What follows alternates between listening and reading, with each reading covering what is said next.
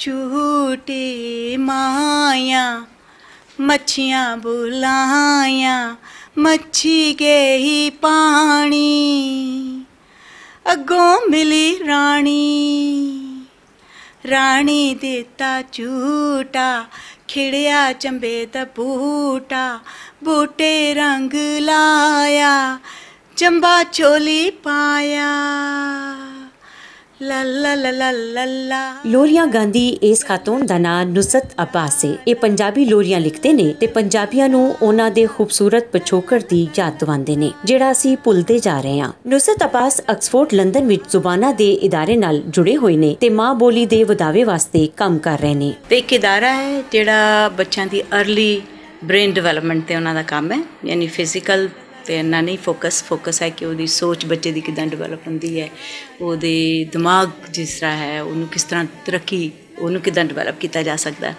ते उस अदारे दे नाल मैं कोई 18 साल तो काम कर रही हूँ। नुसरत अब्बास पाकिस्तान आए ते पंजाबी मीडिया ग्रुप दे चेयरमैन मुदस्सिर इकबाल भट्ट हुरां नाल तफसीली मुलाकात कीती। मुलाकात विच पंजाबी जुबान वास्ते काम करन वालियां दूजियां हस्तियां भी मौजूद सन। पखेरू दे नां तो छपन वाले माहनामे विच नुसरत हुरां दियां कहानियां ते लोरियां छपियां जिन्हां नूं लुकाई ने बहुत पसंद कीता। उन्हां दे लोक अदब दे हवाले नाल उन्हां दियां कहानियां और उत्थे दा जिहड़ा कल्चर रहेगा यूके दा उन्हां नूं अपनी कहानियां दे विच बयान कीता उन्हां ने जिहड़ा इत्थे बच्चों ने बड़ा पसंद किया। पंजाबी आगुआं दा कहना है कि नुसरत अब्बास जिहड़ा काम कर रही ने ओदी पंजाबियां नूं बड़ी लोड़ है।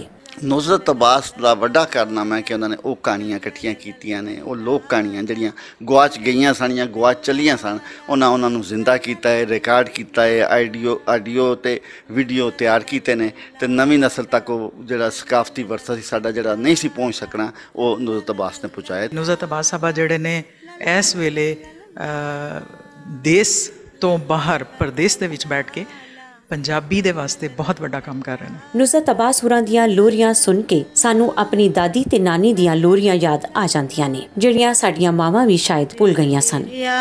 मैं तैनू आखिया सी ना जा बादशाह महल वे ओ तैनू फड़ लवेगा।